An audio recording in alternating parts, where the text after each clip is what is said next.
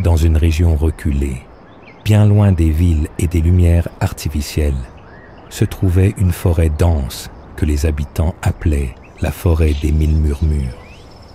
Ce nom lui venait des étranges sons qu'on entendait la nuit, des chuchotements, des gémissements et parfois même des cris étouffés.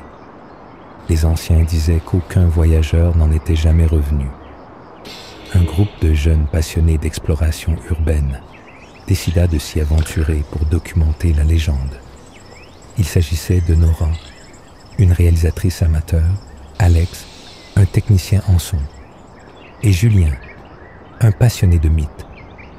Ils étaient bien préparés avec des lampes puissantes, des caméras haute définition et même des micros pour enregistrer les sons étranges de la forêt. Dès leur arrivée à la lisière, une étrange sensation les envahit. L'air était lourd et un silence inhabituel régnait. Pas d'oiseaux, pas d'insectes, seulement le bruit de leurs propres pas. Nora lança la caméra. Salut à tous. Aujourd'hui, on s'attaque à la légende la plus terrifiante du coin. Restez bien jusqu'à la fin et n'oubliez pas de liker cette vidéo si vous aimez ce genre d'exploration.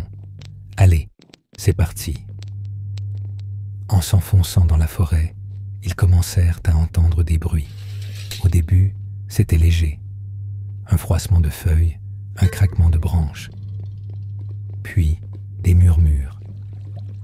Julien, intrigué, s'arrêta pour écouter. Vous entendez ça? On dirait qu'on nous appelle.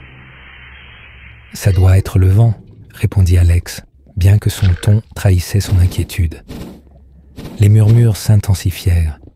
C'était comme si des voix venaient de toutes les directions à la fois, murmurant des mots incompréhensibles. À un moment, ils entendirent distinctement quelqu'un chuchoter le nom de Nora. « Qui a dit ça ?» demanda-t-elle, en regardant nerveusement autour d'elle.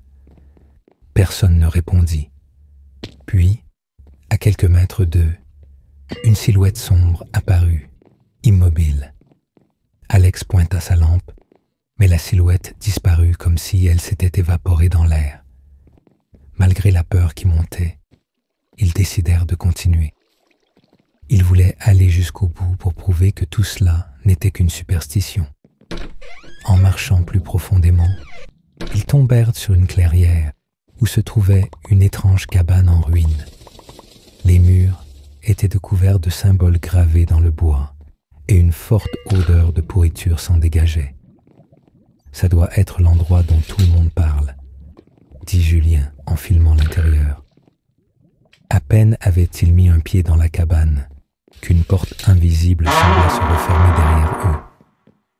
Les murmures devinrent des cris, déchirant le silence comme une lame. Alex hurla. « On doit sortir d'ici, maintenant !» Mais la porte refusait de s'ouvrir.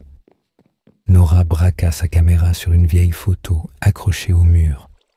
Elle montrait 3 enfants, leurs visages flous et déformés, avec des orbites vides à la place des yeux.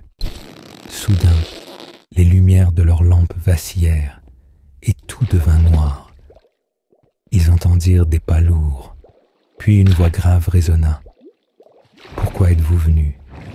Vous n'en ressortirez pas. » Julien cria qu'il avait vu quelque chose bouger dans l'ombre. En tâtonnant, Alex trouva une fenêtre qu'il brisa pour leur permettre de s'échapper. Ils coururent aussi vite qu'ils le pouvaient, mais la forêt semblait s'étendre à l'infini, comme si elle les empêchait de partir. Lorsqu'ils atteignirent enfin la lisière, l'aube commençait à poindre. Ils se retournèrent pour voir la forêt une dernière fois, mais à leur grande surprise, la cabane n'était plus là. En rentrant chez eux, Nora consulta les images qu'ils avaient filmées. Ce qu'elle découvrit la terrifia. Dans chaque séquence, des silhouettes apparaissaient en arrière-plan, immobiles, les regardant. Sur la dernière image, une femme au visage déformé murmurait « Revenez, vous m'appartenez maintenant. » Cette histoire vous a donné des frissons? Imaginez-vous à notre place, seul dans cette forêt, N'oubliez pas de liker, de vous abonner et de partager cette vidéo pour soutenir notre chaîne. Et dites-nous dans les commentaires, oseriez-vous vous aventurer dans un endroit comme celui-ci? On attend vos réponses. La vidéo fut postée en ligne, mais Nora, Alex et Julien disparurent une semaine plus tard. La seule chose qu'on retrouva fut leur caméra, posée à l'entrée de la forêt.